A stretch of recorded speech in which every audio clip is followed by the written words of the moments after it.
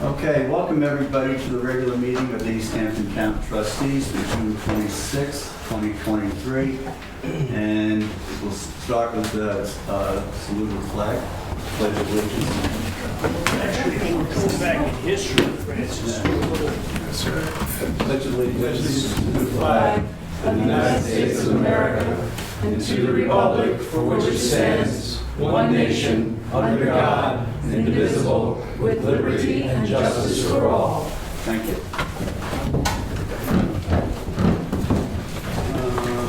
How come the flag has... Allison, can you do roll call, please? Shouldn't have anything. John Aldred, Here. David Cataletto, Here. Ben Dollinger, Jim Grimes, Yes. Francis Bob, Here.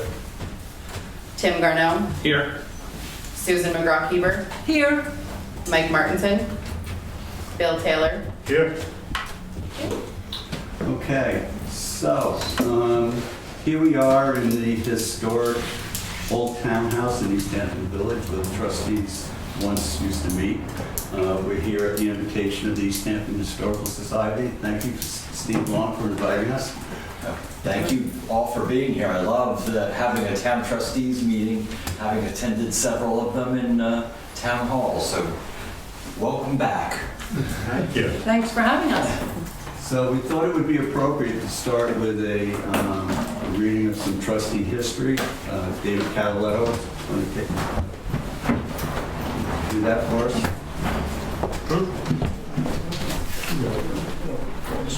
All right, good evening, everyone.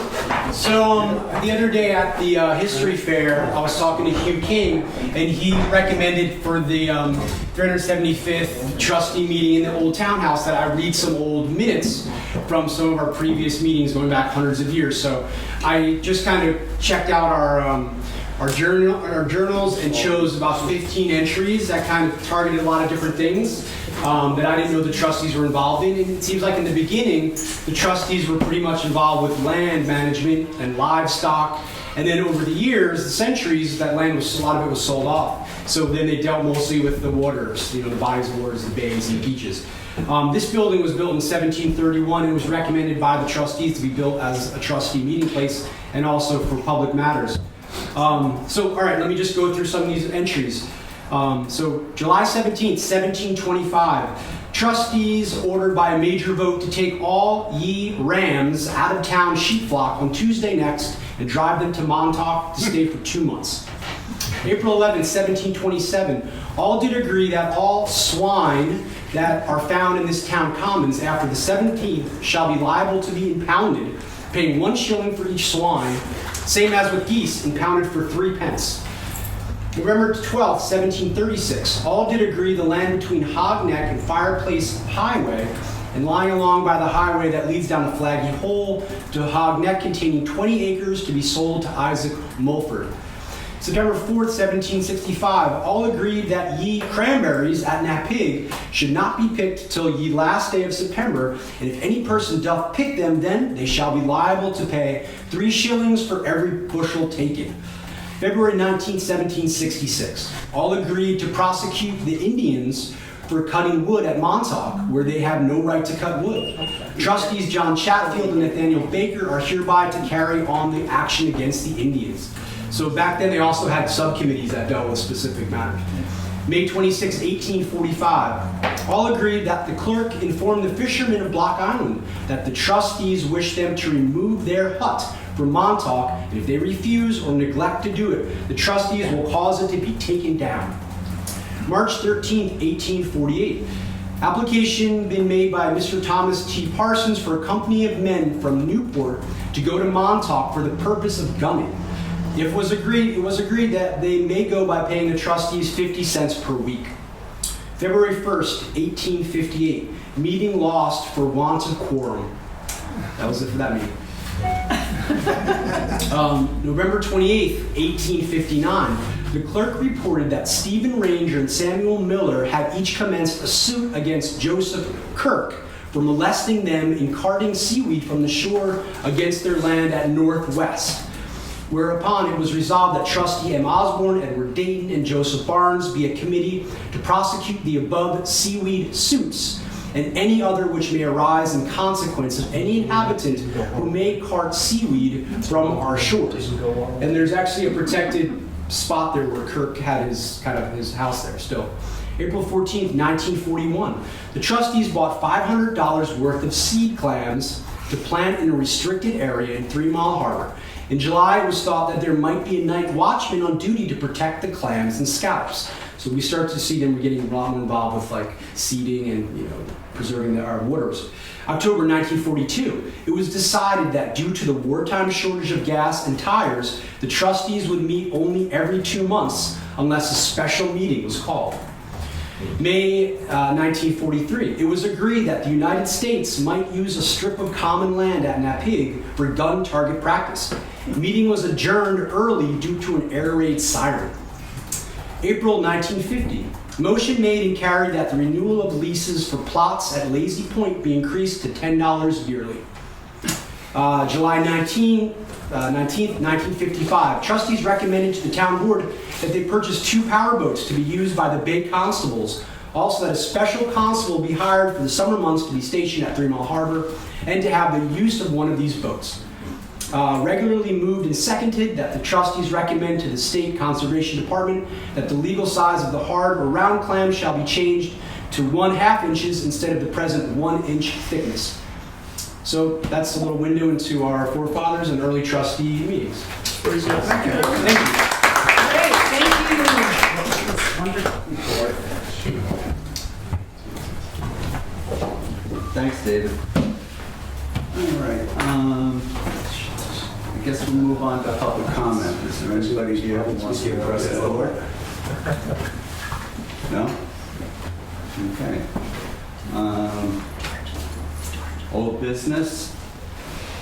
We need to schedule a date for an executive session of the board for the dock discussion.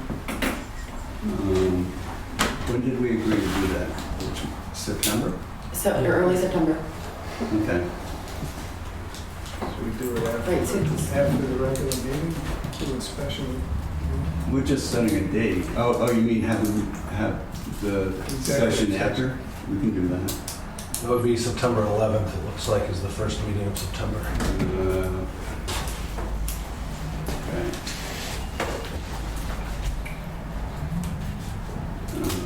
I don't know that we should hold it on September 11th, but I don't know how you guys You feel. got a lot of 9/11 stuff Yeah. going on. I mean, we could move it to that Friday.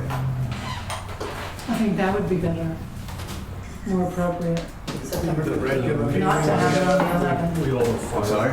Leave the regular meeting on the 11th and we'll. No, move the regular meeting to the 11th, to the Friday of that week. Which would be the 9th. Or Francis, do it the first Monday of the month. Is that Monday. fall on the holiday? That's Labor Day, Yeah, isn't that's it? Labor Day. Does it? Yeah. Okay. I think it's Labor Day. So the Friday before would be the 9th, Would be the 8th. 8th? So, do you want to do the 8th then, Friday?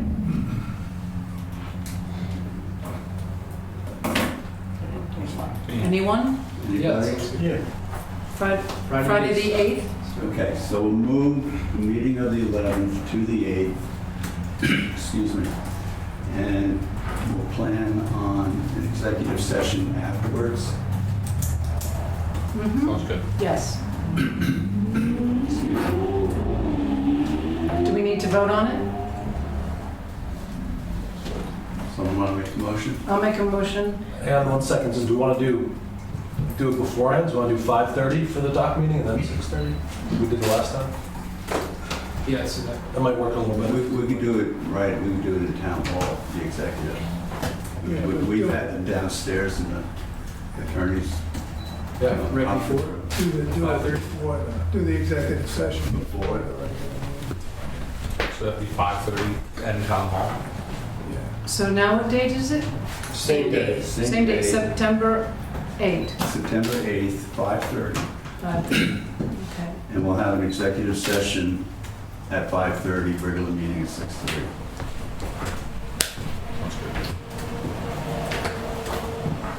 Okay. Committee reports. Napeague Hydrodynamic Study meeting update. Several of us attended. John, you're going to John, you talk want to to talk this? about it? Excuse me, Francis, should we vote on that meeting?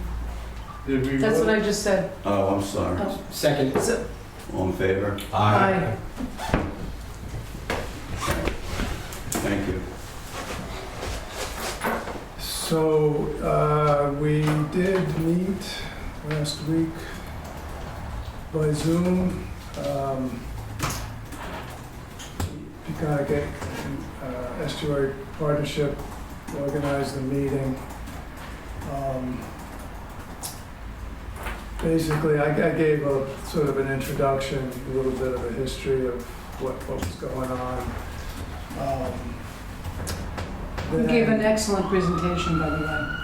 Yeah, I'll just preface all this by saying that Barry Volson is putting together a synopsis of the meeting, including the presentations that were made. I made one.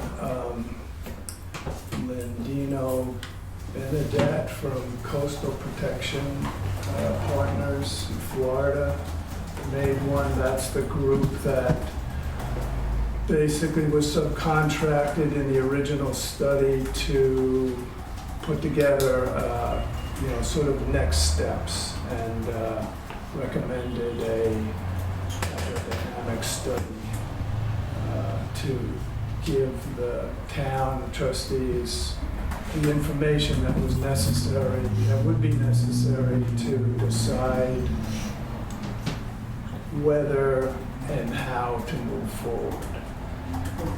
And Will Bowman also talked, Will Bowman from Land Use Ecological Services, who was authored the original study, talked a lot about the necessary steps, primarily in terms of permitting. And Sue Van Patten from the DEC gave her presentation on work that the DEC did looking at water exchange analysis for the Long Island Nitrogen Action Plan. Basically, what would be the advantage of opening up, for lack of a better way of putting it, polluted waters to cleaner waters using a variety of different methods, piping, dredging, different ways that you could basically bring clean water into polluted water. In this case here, Napeague Harbor is by no means polluted. Well, that sort of, as the meeting progressed, it kind of became evident that we really weren't talking about, water quality issues. We were talking about erosion issues, I think. And the Coastal Protection Group gave a great presentation using programs that they used in a project in North Carolina that faced similar. It was an ocean. It was an ocean to a bay, and it was very sort of developed shoreline. But there were houses that were compromised and falling in, and the shoreline was being eroded as a result of the existing inlet, and they did a new inlet that did modeling and determined where they thought the new inlet should go, how deep it should be, how wide it should be. They followed through on it, they put that inlet in, and it so far seems to be working, and the beach is building back in that area. Anyway, that was, but then, he showed also a lot of how the model works, and, if you say, dredge an inlet a certain way, this is what you can expect in terms of flow, and sand deposition, either inside or outside or east and west of the inlet. So they have models that I guess the takeaway is they have models they use for this kind of thing. They've used them on projects. They've used them on projects in Europe, and this would kind of be, where they would head if this progressed. But a lot of the discussion after that turned to permitting, and so first of all, this is definitely going to be a type 1 secret action, going to require a full-on environmental impact statement. Permitting would be extensive, would require the participation of many groups, Army Corps, DEC, New York State Parks, Office of General Services, trustees, the town, WRP, probably Department of State, probably a lot more. So I think I'm trying to sort of get my head around what all this meant. I think what we're talking about is basically and then there was a discussion about, long-term maintenance requirements, which would be the responsibility of whoever it was that undertook this project. So trying to get my head around it, we kind of, I think, got an idea that there would be 4 basic steps here. One, and I was looking for costs here, and that was not really forthcoming because, it's sort of a hypothetical. I mean, you can't really estimate a cost of something before you do the preliminary work, et cetera. But the 4 steps of it, basically one is this for lack of a better way of putting it, the feasibility study, which is the hydrodynamic study. Second step would be basically engineering and permitting, including the environmental impact statement. 4th step is construction. The 3rd step is construction. The 4th step is maintenance. So the feasibility study, or the hydrodynamic study, was estimated to cost $250,000 in 2013. So we did at least get a little bit of a discussion, I think. I mean, jump in if I'm missing something here or I get something wrong. Anybody else who was there, but it seemed as though they were talking, $300,000 to $600,000, probably in that range. Today's dollars. For this study. For this study. And that would really only gets you to the point where you have a lot of the information you need to make the decision to move forward. Then you have to get into getting engineering plans drawn up. And then that leads into the permitting process. The first step of the permit process, as I said, would be the full-blown environmental impact statement. So that is, we're probably talking many hundreds of thousands, if not millions of dollars at that stage. And construction, we're also probably talking millions of dollars. And then maintenance, which is, a critical component of this, which probably, unless we can negotiate with the county to put a significant effort into to long-term maintenance of the new inlet, this would be largely our responsibility, or whoever the partners were that undertook this. Well, John, I think the maintenance aspect of it, you could table initially. because the reality here is the county is already committed to maintaining that navigation channel.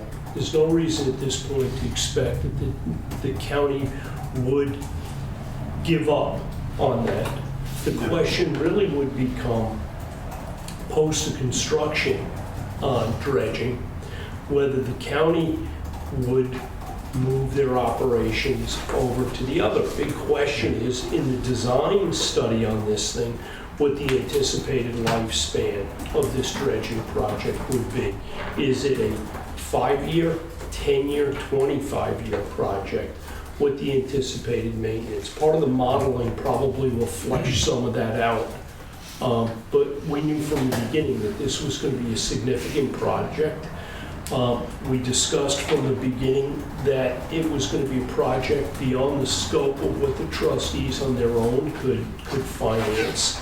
It was going to be a project that would be reliant on other partners, whether it be DEC, state parks, the resident communities of Napeague, some of the other property owners that could potentially benefit from the disposition of spoils from this project. So I think it's one of those things that sometimes in these big meetings, there's too many parties that are putting their 2 cents in, and if we're going to try and move forward, I'd like to see some sort of a proposal on that feasibility or the flow study, the hydrodynamic study, which would give us some sort of a starting point.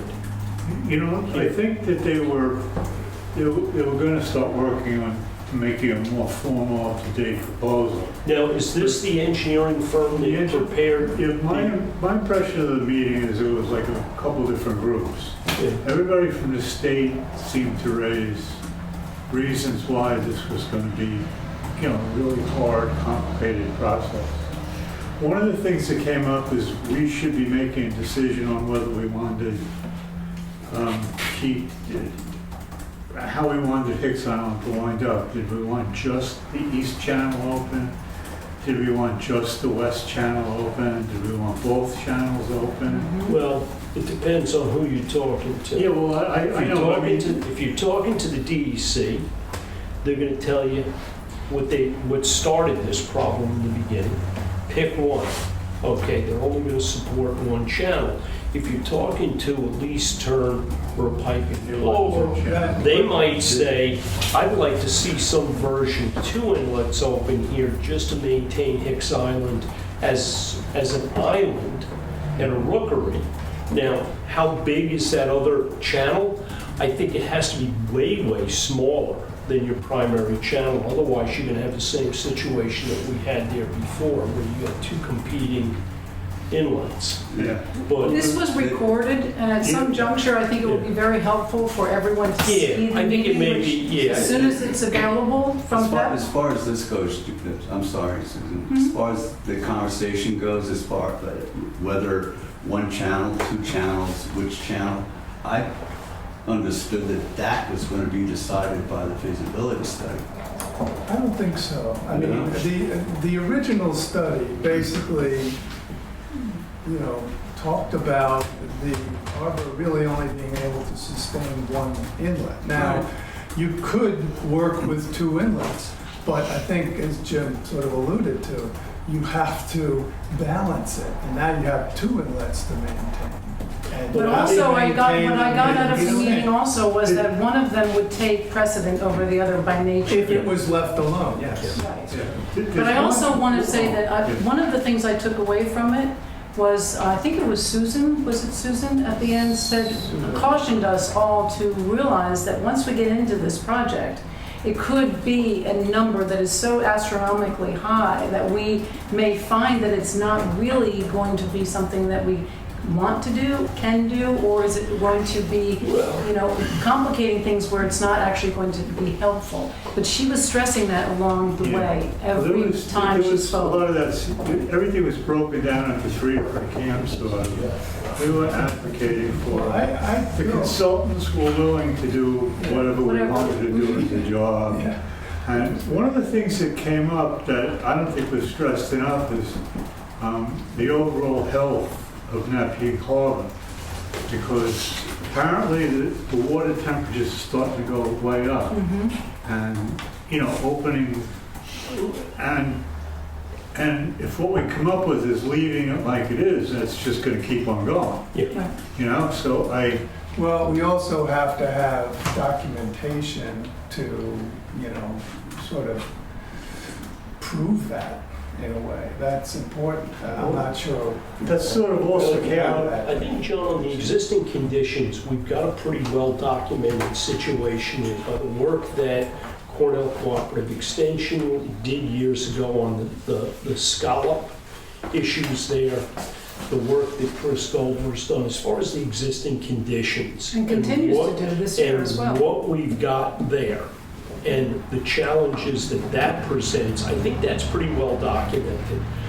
The next step, like you said, is a feasibility study, but tiptoeing around this and speculating probably doesn't do anybody any good. The best thing for us is to move forward on some level and try to procure some proposals from, whether it's just this engineering firm or multiple firms, on providing a cost analysis for the study, subsequent to that, and how we feel, what comes out of that study.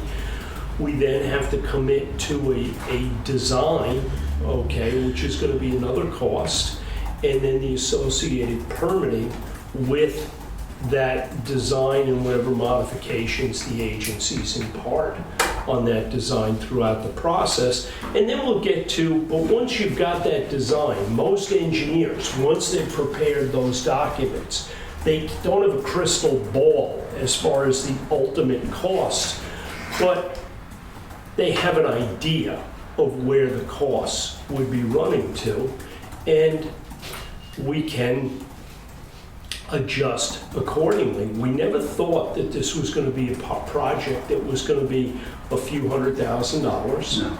I think it was something that we've gone into this with fairly open eyes, that this may be a multi-million-dollar project. And the big question is how you fund that. Is that funded? It's not funded solely by the trustees, but hopefully, and this is in a perfect world, it's funded by monies from the offshore wind that we receive. Perhaps it's funded partially by monies from the offshore wind project that the town is receiving. And we get some participation on a state and even on a residential level. And listen, it's going to take many hands to kind of lift this. I think one thing, we need two things. One is we have to sort of go into this with what do we want. I think Susan said that. I think that's absolutely true. We have to decide, do we want an East Inlet closed one? Do we want them both? Well, I think, can I tell you what, John, simple goals here. Set a very simple goal, is a goal to improve water quality in Napeague Harbor via the lowering of the ambient water temperature in Napeague Harbor, which, one, increases oxygen levels in Napeague Harbor, two, provides a more amenable environment. Whichever way you go that's gonna be one goal. Yeah. But the key is, for determining how it's gonna move forward is this, is it gonna be one, is the East gonna replace the West? Is the East gonna dominate over the West gonna remain? What do we want there? And the other thing that I think is important is there's a lot of pushback here. And the state's pushing back a bit. The Peconic Estuary Partnership, I believe, is pushing back. They're very concerned about eelgrass. Well, I thought that was one of the goals here, was to provide a better environment for eelgrass. I think their concern is we don't know that. We don't know what effect it's going to have, and we have to look at that. It's important to look at. That's all going to be part of the environmental impact. Well, we know one thing right now. By taking no action, leaving things at the status quo, the water quality in Napeague Harbor, even though it has the lowest amount of development along the shoreline than any other water body, I think maybe perhaps on Long Island, we have somehow managed to be unable to reliably rear scallops or eelgrass in the cleanest water body on Long Island. And you can't, it doesn't take a genius to really look at this and go, I think it might be the water temperature. Well, but scallops and eelgrass are a region-wide problem. It's not just Yeah. Napeague, I mean, look at the lake. The lake was filled with eelgrass. It was the last lake to lose eelgrass, the last place to lose scallops. And it lost it all. Keep in mind. Hog Creek had eelgrass up until like I have a 2008. question. I have a and all of a question. sudden it had none. Can I Excuse me, point out? let me ask my question, Sure. because you two can answer it, or someone else can answer it for me, because I think perhaps it's a question that maybe other people might have, or lay people. When we begin this process, which I think you're absolutely correct, Jim, we have to move forward to see what is viable, what's feasible, but the cost is, of course, important. Who are the partners who are going to work with us on this, this venture? But how do we determine what is best for Napeague Harbor? Do we have one report from an engineer? Do we have a few people that we're looking at, companies, to give us their opinions as opposed to one opinion? Because one opinion alone may not be the right one. And how does this project impact positively for our neighbors and the people who live Well, I think that's the there? point. I think that's the purpose. But we have to decide not That's just the what purpose of the environmental impact statement. Right, but then we have an engineer who comes in and designs this for us. Do we have one engineer, or do we have a couple Well, to there's give going us to be their opinions? there's going to be several opportunities along the way for I think you're going to that. have to have some engineering in order to carry out the environmental impact statement. The environmental impact statement has to know what they're looking at. And I think you're going to have engineering. No, I know that we have to Look. have that, but do we have more than one opinion about what the best way to do this is? Because we're not equipped to decide for ourselves as a They're trustee asking board us what alone. we want, Okay.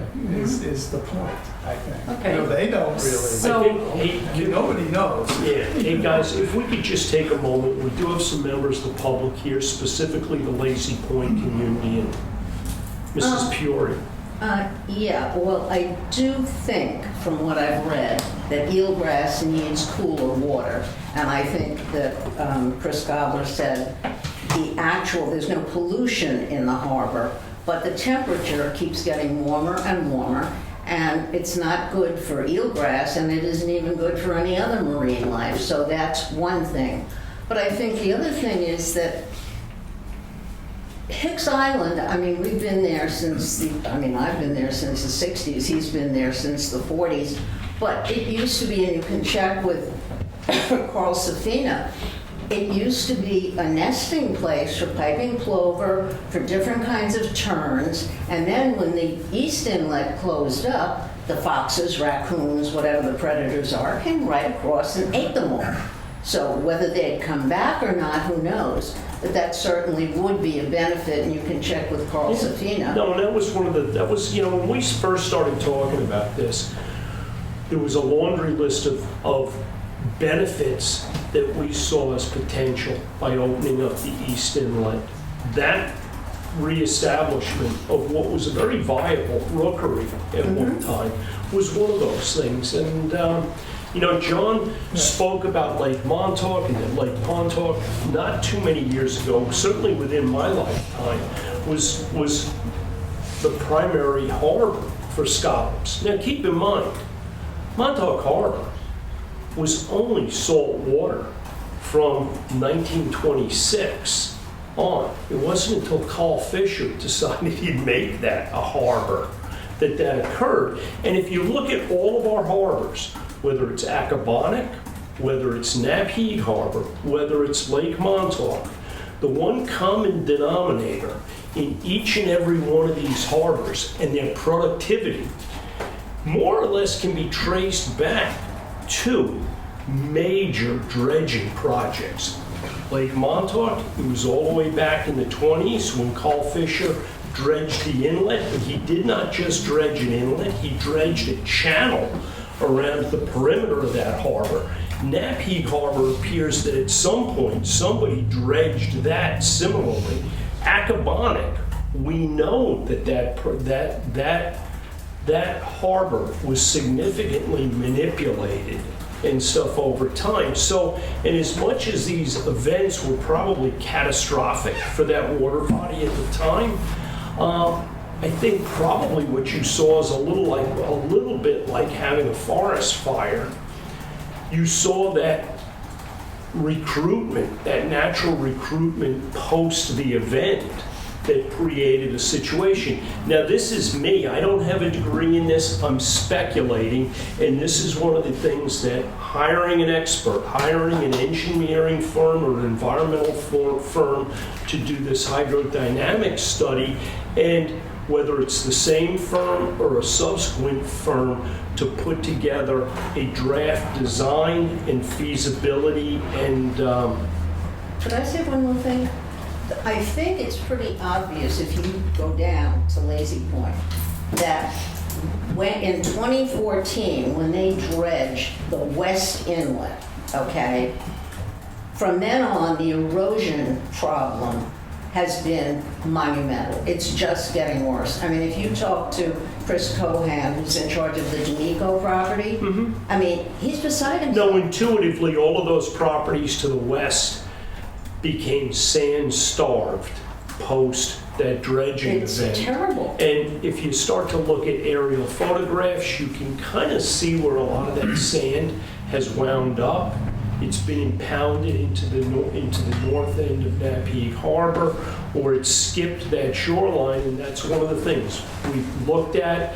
And this is a major dredging project. Where is that spoil? Where's that spoil I spread just at? want to point out that, you know, we talked about two things. One is the erosion that the West Inlet enlargement, in effect, has caused. You're not planning to want to re-dredge that, do you? Which is true, I hope not. I believe. I hope not. The other thing you talked about was Hicks Island as a rookery. And you have to understand that Hicks Island as a rookery has to be an island, which means you have to have a West Inlet. Well, But actually, the West Inlet doesn't need more dredging. could not, I don't envision that, quite honestly. I don't envision that West Inlet as a navigable inlet. I envision it more like the Dream down at Fresh Pond, okay? Because it provides a barrier to feral cats and whatever, but it's not anything close. You're not running a power boat through there. That's just me looking at it and saying, hey, Jim, that was like done a couple of times. At the Suno, you know, we had them, the trustees had to dig it out to make it basically a glorified ditch. yeah. But unless you connect the deep water offshore to some of the deep water inshore, it lasts a season or so. Okay, You know, well, I listen, mean- this is all something, Bill, that's gonna have to get fleshed out and designed. Hey, guys, I'm gonna make the comment that we have a rest of a meeting. Yeah, did anybody think about looking back when the harbor was alive? When it was one inlet, and that was the East Inlet? That harbor was a nursery for everything. When I was a kid, I've been there since the 40s, okay? When I was a kid, that was our playground, was the harbor. With crabs, with scallop, with clams, with chilies that we used to catch. That's how you two met. And there was no West Inlet Until the and you 60s. had a whole bunch of wildlife and stuff on Hicks Island. It was only when the East Inlet closed up and they opened up the West Inlet did you get all the predators. All right. Before, when you had just the East Inlet open, you had fine as far There as were no Hicks predators that went out on Hicks Island. I used to And be you had a I used to sand go bridge duck going hunting out there. I used to drive my buggy out there to the end of Hicks Island and set up a blind to go duck hunting. There was only the East I Inlet. think the problem here is that there's I'm sure you're right, but there's probably no very little actual documentation of just our experience. We've But been your there. recollection is We've been very there since Yeah, vivid. but I mean, that recollection, I think, has Can I value. just say one more thing?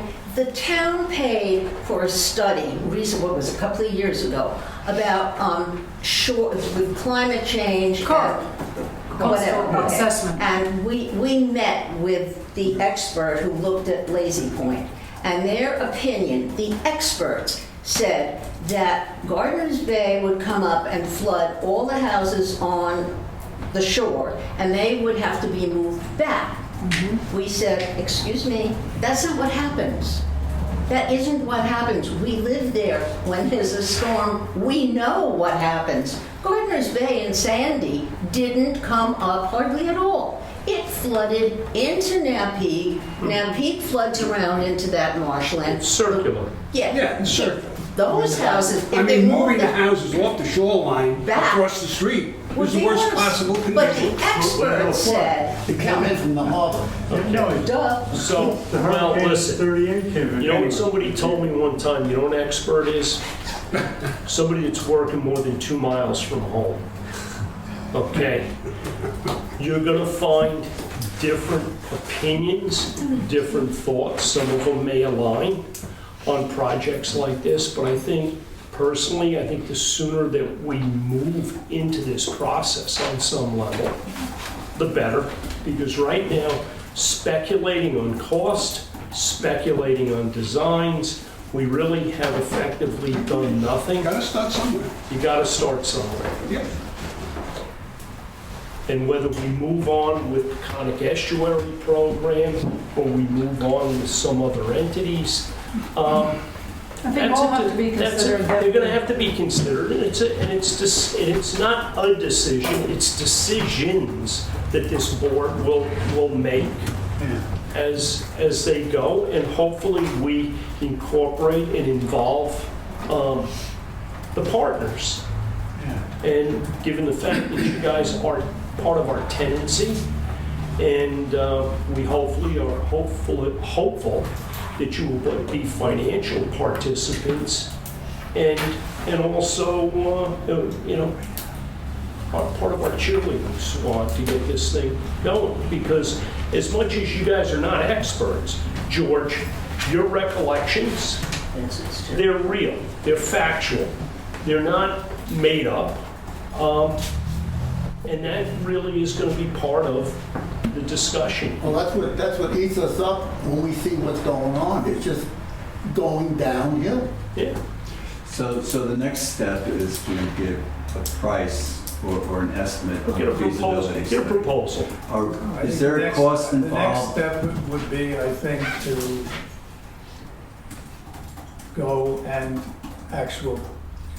engage in an RFP, or request for proposals. Whether it's, you want to go alone, or whether you want to go through the Conic Estuary program. Well, I think one of the things with the Conic Estuary, like any other agency, they have their VIG. I don't know what the hell you want to call it. Call it VIG. They Very want, important groups. no, they want a piece of the action. Their management, there is costs attached to that. What's their VIG? What do they want out of this deal? They Is also have access to grants and. Yes, Yes, that's what that's they do. true, but that's part of the pitch. Right. It's a little like Tupperware, Mary Kay. Plus, it would lend a certain amount of legitimacy, that going it alone wouldn't necessarily. True, And but what that's, experience do we have in writing up this RFP? Well, we're not doing it. This is Right. all gonna have to be done by consultants, Right, well, people who right. work more than 2 months. So either we hire a private consultant or we go. well, listen, we're either going to continue forward with Conic Estuary, or we are going to partner with our closest and probably dearest partner, which is the town of East Hampton and their natural resources department. But we aren't at that stage yet. I'd like to continue the discussion with PEP. I think so far it seems like they provide valuable input. And we may be at the point where we join hands and we move forward together, or we may be at the point where, post getting pricing, or their input, we gotta weigh it against other options. Could we do something like maybe put together a committee so that Yeah. like the Friends of Georgia Capon and concentrate on Napeague? You know, I mean, some of the big questions is if we could come to a decision as what we as a group and based on all the information we've gathered so far and the anecdotal information we can gather from everything, is what seems to be the best idea. Is it to open the East Channel? Is it, Well, that's gonna, Bill, that's gonna be a product of this hydrodynamic study, correct? Well, you know, the again, hydrodynamic, you sort of, no, I think again, you have to sort of direct the study from the beginning. You have to say, here's what we want. And, you know, they're not, I don't think, you know, they're gonna either focus on opening an east and closing a west, or doing something with both, or I think we have to give them some direction Right. along those lines. Now, if I'm right, Hicks Island state property, right? Yeah, that's, Do they have any mentioned. input in this? We have to, they're knowledgeable, They were and obviously But they don't want to put in, or? Nobody knows anything yet. We have not asked those questions yet. I think it would be important for us to return to PEP since they've come to us and created this program, and then move along. But we need as much help as we can get from every. I think that's an important consideration is the state ownership of the island and Goff Point. And I don't know who makes those decisions. I doubt it's Tom Bess. It is not. There's the ownership of where you would put the East Channel. Who owns the property Well, beyond? the fortunate thing is the D's is state owns both sides of the side. They got hit. Either way, it's on state property. Well, let me The pose this line, question. the line, I believe, runs a couple hundred yards off the eastern shore of Napeague. There's probably a natural way you could go through Hicks Island without going on state property. Hicks Island.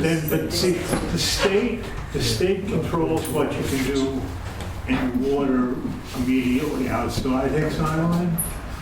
There's new vegetation, there's a new federal vegetation regulation out about what has to be done to protect eelgrass beds. You know, every time you turn around, there's another wall on your face. Yeah, but that's all part of, Yeah. Bill, that's part of the process. We may be getting a little bit off track here. My question is, how much money do we want to spend without a commitment from the state We don't. to allow us to do this? Okay, well, this is totally Jimmy's world. It's maybe not the real world. In Jimmy's world, the advantage that the trustees have, let's say over whether it's town of East Hampton, whether it's PEP or any of these other organizations, is we have the ability to engage and hire somebody without going through a bidding process or any of the encumbrances that any other government body would find themselves in. We've utilized this on a couple different projects. It works. It's not a it's not a cure-all, but I thought, Francis, as I saw this going, is we probably would pay out of pocket unless we could get funding for a study. We probably would find ourselves paying out of pocket and then working through the process to get partners in the job. I think- Because Okay, if you bog yourself down trying to get partners and trying to bring things all But together. short of, delay can I the just say, process. short of the financial aspect of this, a lot of this work and a lot of what we're talking about is not being done on trustee property. It's out there in the bay. We're dredging out there in state Yep. bottomland. We're dredging through state land. We're talking about depositing sand on town beaches to the west. So if they're not going to kick in, they still have to be on board. Yeah. Right. No. So we can spend $600,000 on the high end on this feasibility study come back and they're gonna say, we're not gonna let you cut through our land. Well, we have to have these commitments. Right. before- Well, That's- that's can be where, done in that's where unison. Francis, Excuse me, am I correct? This is done in unison. We Yes. don't go from one Yes. place to. this and is a then- partnership. Yeah, so we have to reach out to Right, all so- of the agencies So I that will don't be think we can important to even us. think about an RFP until we know what the other players are thinking. Well, I think, we're not going to start writing an RFP, but we can say we're committed to move in that direction. Mhm. And then, the steps have to fall into place. The partners have to come together, the discussions have to take place. And we are fortunate that we do have funds from the South Fork Wind Farm, and this was part of what we thought we might want to invest some of those funds to help Napeague Harbor. Yeah, we haven't received it yet. Well, it's coming, it's Yeah. coming. So, but that's a positive thing. The key to this whole thing is gonna be that if we approach the state with the health of Napeague Harbor, as our goal, that's gonna get us a lot further than, Even the bottom land where we want to make that cut inside the harbor is claimed by the state. Yeah, the west side, The east side of the harbor Yeah. is claimed by the state, not us. No, I understand. So, to Bill, me, that's the first thing we have to do. I'm not sure you're right about that, Bill, because Sue Van Patten is the state. They No, I undertook this whole understand. study, and they basically said, this doesn't work. No, there are a couple- Opening up dirty harbors to clean waters doesn't really clean up the No, dirty harbors, so. she's come loud and clear, and she's also talking about something that happened up the island, and she doesn't have she's not moving water from a clean part of Block Island Sound into another thing. Well, and the other thing that happens, guys, when you get, whether it's the state, federal government, or even private agencies, okay, the positions that get taken on these things, and what I'm going to use as an example is many years ago, the Nature Conservancy picked up the flag and ran with controlling invasives. After a few years, they realized that, well, this is a bigger project than we thought. So we developed a thought process whereby we would evaluate a property that if there was a medium to a significant amount of non-native invasive species, we basically throw up our hands and we develop a protocol that allows us to conscience doing nothing. Okay, and I think sometimes when you're talking with the DEC, when you're talking with the state, you're talking about a bureaucratic entity that many times is looking to validate doing nothing, okay? And I'm only going to take some professional's comments to a certain degree with a grain of salt, because many times those comments, you got to look at why those comments or those positions are taken. They're not always taken based on some scientific information. Some of it is clearly and simply, we don't really have any intentions of budgeting for that. So the best way of us to neutralize the public is to say, hey, we studied this, and you know what? It doesn't really work, okay? And it's easy to say that, to Ben Patton. I've listened to some of her presentations, and yes, it is very much geared along the lines of it's a fool's errand to do any of this work. It's better to just do nothing. Well, okay, we can do that. Well, I don't think but that's, if my I don't think house that's is on, what they're saying. I think, they look, there was a lot of discussion about can't we just open up places that are, have high nitrogen concentrations and exchange the water with places that have lower nitrogen concentrations and have an effect. And I don't know, I don't think they undertook the study in order to just sit on their hands. They, I think it was convenient results sometimes. I liken it to, hey, if my house is on fire, I could put water on it, or I could take the idea that, well, the friggin' house is probably gonna burn down anyway. Why don't we just let it go? Could I just say one thing? Sure. We have an erosion problem down there that's not going away unless something is done with the west inlet. Okay, I think that's a given. Now, whether opening up the east inlet solves that problem, I think the consensus is that it probably will. And there are two other benefits supposedly that go along with changing the west inlet and opening up the east inlet. Is basically the aquatic level of fishery and eelgrass and stuff that will support in the harbor will probably go up. And you will make a better nesting area for birds, terns, whatever, on Hicks Island. But the major problem is you have an erosion problem that's not going away. It's a given. It's a given that if you close the west channel and open the east, that problem basically goes away. If we need to hire a consultant to examine this, give him that as the objective to say, what is the impact here of closing this channel, opening up the east channel? What does that do to the wildlife on Hicks Island? And what does it do to the eelgrass and other things that are now deficient in Napeague Harbor? Maybe the East Channel just way too big. Excuse me? George, you go out there all the time. You know, from what I can see, it looks like the outgoing tide is just taking all the sand and pushing it out and building a huge sandbar, maybe a soon-to-be island, right?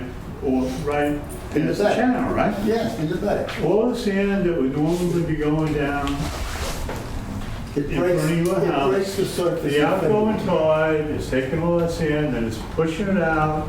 It's pushing it a little bit to the west, and you have a proto-island growing out there. What also will be eliminated if you open the east and close the west is you will never have another problem at the launching room. But that's There'll be still water. yes. It'll be still water, all you need is a channel that goes to the east inlet. I mean, at some point in time, there's going to have to be a lot of dredging done here. You gotta dredge it anyway. You know, I mean, it's.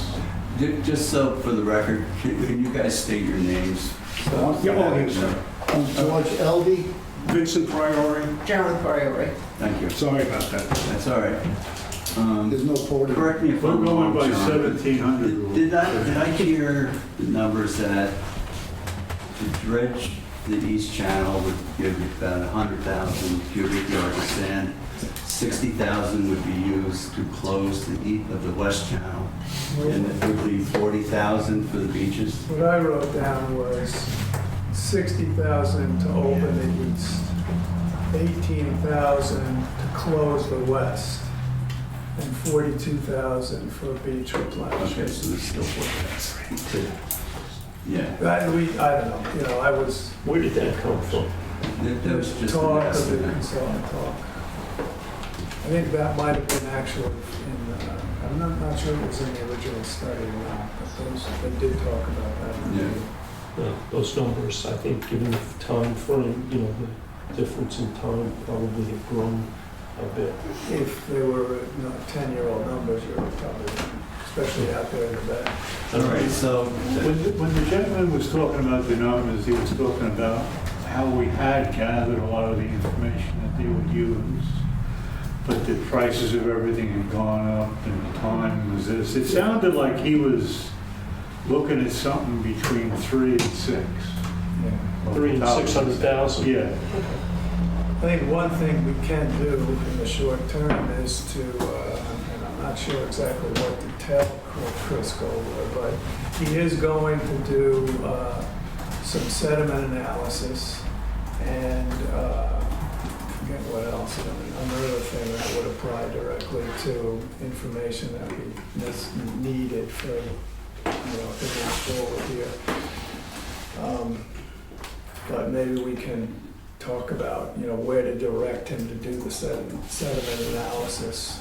And we can talk to, you know, these fellows from Florida and try to get a good idea, just so, you know, doesn't do it one way, and then that's not necessarily beneficial for, any other future studies that might be necessary. Because if we did mention that, we have all this work that Dr. Gover's done, and we've contracted them this year to do extra work in Napeague in anticipation that we may be moving forward here, sediment analysis, and I think a more extensive temperature regime as well in the northern part of the harbor. So what that means specifically, where to do the sediment analysis is something we never really haven't specified yet.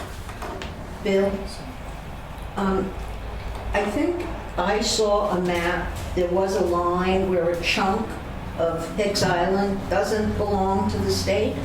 Is that true? That there is some line that... You'd have to examine the title. Well, I heard there's a map from 17-something where Hicks Island didn't exist at all. When they first did the Dongan Patent, the patent lands ran to a large tree or something up by where the Montauk Island, or a rock or something, and then to the north. So that left, that line cut it wasn't the eastern shore of Napeague. It was further out into Napeague. But, I'm sure that line exists. It looks like it's a couple hundred yards out. I will say this, that, when the inlet closed, the east inlet closed, there was no pushback about digging through to try to open it again. So, there was cooperation there. Who owns that? Who owns where the inlet used to be and it's now sand? I'm not sure. I don't think we have any trouble with them reopening it. The thing is, you have to just... Danny Shields did. Hey guys, we have more of an agenda here than Napeague, so what's our next step here?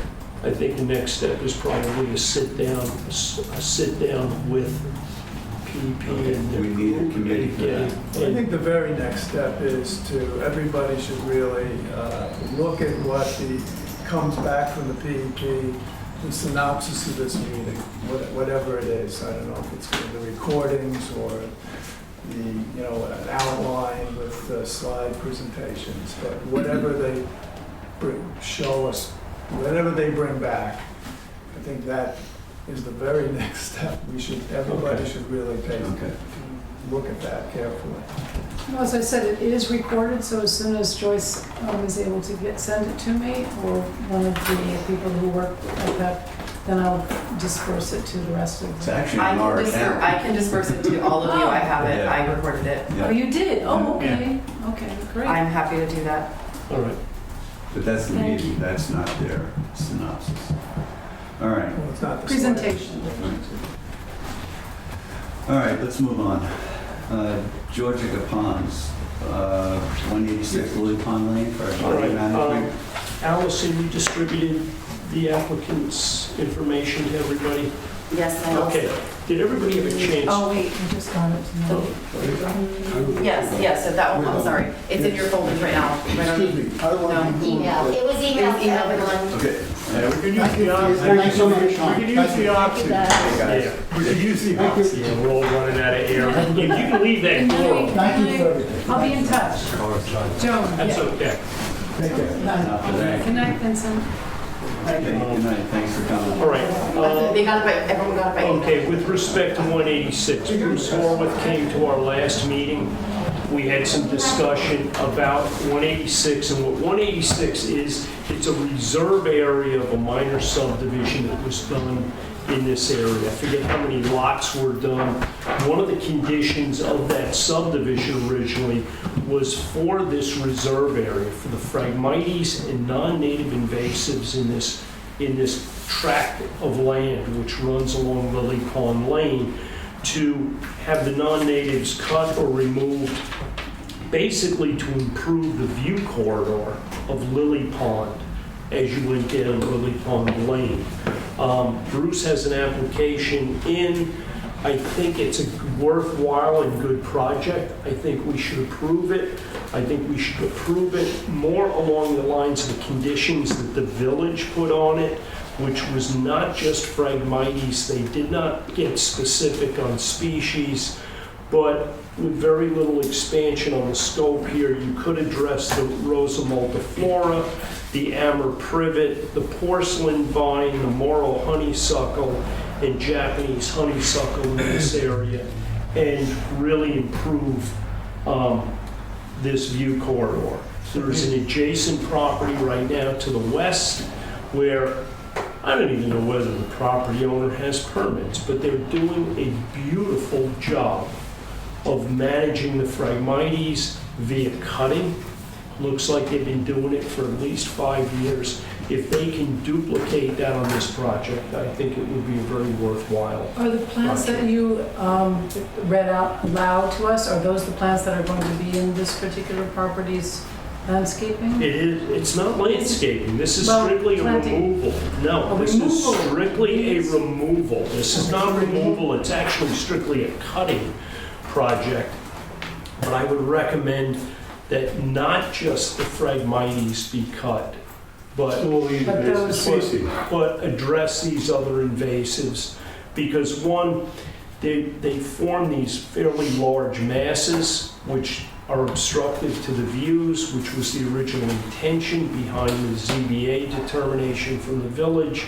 And it's a problem as much as the Phragmites. And, you know, in the first round of work, you're going to address all of the shrub and all the various shrubs in there. So I would like to make a motion that we approve this, if I can get someone to And I will second it for you. All in favor? Aye. Anyone opposed? Just quickly to piggyback on, I met with Bruce Horwath today at Lion's Head for 2 Phragmites management properties. So they look good, so I'm just going to renew that permit. So you can continue, you can start doing some kind of. And that actually, Dave, that does not have to come before the board. Okay. It can be done internally by our wing analysis. Thank you. Okay. All right. We have a shoreline fencing application. Yes. 9 West Dune Lane. Okay, this was actually came to us via one of the lifeguards for the village, notified Billy Hayjack, who in turn I think notified our office. It was a property over off of 9 West Dune. It looks like it's more, if you get down highway behind the pond and you make a right, it's first or second property in there. And this is Dina Merrill's husband, Ted RKO Pictures. What's that? Hartley. Okay. What they did, guys, is not a bad thing. They just did it without permits. They did not do a bad job. I recommend that this be just approved. It's, I'm going to call it homeowner ignorance. I spoke to their contractor, who I happen to know. He's not a bad guy. He's just blind to the fact that permits were required for this. Is he going to put an application in? They have an application in. So you're making the motion? I'm making the motion. And that was you, David? Yeah. All in favor? Aye. Anyone opposed? Okay. Before, never mind. Go ahead. No, I was going to say before we close, I have a note in my All right. folder, so We'll do that. that after this one. Sure. Northwest duck blinds. Yeah, I brought to the board's attention a few months ago, there was 7 duck blinds in Northwest Creek. 4 of them were derelict, and I showed you some photos that are basically floating. So Allison contacted the hunters, and 4 of the derelict ones are out of there now. There's 3 that are left. Awesome. Yeah. And do we know who the other 3, whose blinds they are? Yes, they were all contacted. I don't know who the 3 that are I'll left. tell you who If the 3 David that are can tell left, me yeah. who the 3 that are left. Okay, because that, listen, it's good to get those out of there, and if for some reason they have not, we'll want to know who the individuals are so that they do not get blinds this coming season. You know, I know there's 2 in Acapana too, that are still there. Yeah. If someone can go down there, I can look at the permit that's posted. I can call them. Is one of those, One of them I don't think I can get to. is there one on the personal property? The walk, I think. years ago when you went, and I went up there was one on someone's personal property, so we don't have. That one's not No, there that's anymore. down south end. All right, Susan, you have Yeah, I just something? opened up my folder, so I thought I would read this to all of us because it is to all of us. It comes from, it's a thank you note, very lovely, and I'll try my best to read the small writing. It says, it's from Sky. Thank you so much for the wonderful scholarship and most incredibly, your amazing support. You are an absolute inspiration to myself and my peers alike. Your speech was so heartfelt. David Cataletto was with me that evening. Today, Mr. Peterson sent me the post about the award in the trustee website. The post brought tears to my eyes. You are so very kind. I hope to make as much positive change as you are doing. You are such a light, and thank you so much for all that you do for our community and environment, and all the very best. To the trustees, Sky Tansman. So I want to thank her and all of us for supporting. You sent that around, right? Yeah. I just received it in. Oh. Yeah. We received one previously that I sent around to the board too. Oh, Yeah, I no, must it's have missed real- that. But when I saw this, I thought it was very sweet and nice. Always lovely to. Well deserving. Maybe Yes. she'll be a trustee.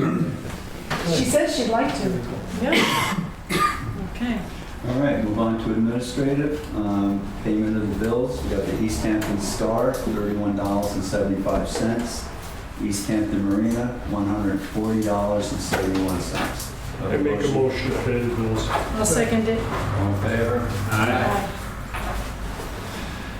Minutes. We have minutes from the meeting of May 8th, 2023, May 22nd, June 12th, and a special meeting held on June. Oh, that is, right, we had the meeting before the regular meeting on June 12th pertaining to the documentary available for review. Okay, I reviewed them all. I sent my suggestions, just minor items to Allison, and everything was fine. She did a great job. I'll make a motion, we accept all the minutes. And I'll second it. All in favor? Aye. Anyone opposed? Okay. Anybody have anything else they want to discuss? President, I'd just like to add that our efforts to update the town code regarding the poaching language, it's gotten a lot of traction. The town board was fully behind it at the last work session. David Master also went ahead and updated the language a little bit and added some legalese from his end, and I believe it's going to them for final approval. It's also had a lot of traction in the media from the East Hampton Star and then recently a New York Post article as well. So I think we've done a nice job there, hopefully upgrading those charges to misdemeanors and in effect giving our town marine patrol more opportunity to stop the poaching in Georgia and in Napeague Harbor. So Good. So a long-term problem. Wonderful. yeah, it's been a good effort. The So Post seems like a good venue to get it in. Post, yeah, I think so as well, considering where we think some of the perpetrators are coming from. Francis, did you want to talk to the board about that mooring issue? Sending around a memo to the Marine Patrol, asking them to do sweep of the harbor in July, August. Oh, right, you check asked it about that. Yeah. Go ahead, you start. Well, checking moorings has been sort of an informal kind of a process, and I thought it might be helpful if we sent sort of a formal memo from the clerk to the Marine Patrol and ask them to do sweeps of the harbors, and looking at all the moorings, and let us know what boats or empty moorings there are that don't have current mooring stickers on them, so we can follow up on everything at once. That's basically it. And we get these things in drips and drabs. You know, if Marine Patrol sees something, talks to Allison reaches out to us, we have a back and forth, goes back to them. It seems as though, you know. So if we have them do a mid-season survey of what's out there, Well, at their convenience, you know, they're kind of pulled here and pulled there, but I'm sure they have slow days. So if they could schedule this in over the course of some weeks, it'd give us a picture of what's out there that's, you know, not basically permitted. Anybody have any problem with that? Okay.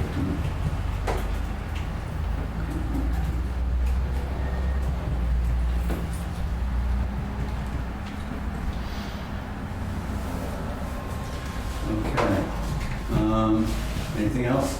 One last thing, kayaks. I asked the public to please put their kayaks with their permit stickers out facing toward the water so that when we go to come by and inspect, we see your sticker right out front as the instructions call for. And I hope that everybody will comply with that. Actually, Keeps us out of the tick beds. I had cause to check all the kayaks at July Drive last week, a week and a half ago or so. And by and large, they were all out there. Good. Well, we changed. Made it a lot easier. Yeah, we added to the website about the instructions, Allison and I, when I first noticed people were putting their kayaks with the permit going the opposite way. So as the summer progresses, it really creates a problem, and I already found a tick on myself, so I want to make sure everybody stays healthy.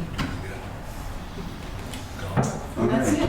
All right. Well, once again, I'd like to thank the East Hampton Historic Society for having us here. Thank you. And do we have an emotion to adjourn? And thanks to LTV for coming here with all their equipment and making this night special for us. Motion to adjourn? Motion to adjourn. Second. All in favor? Thank you, everybody. Thank you so much.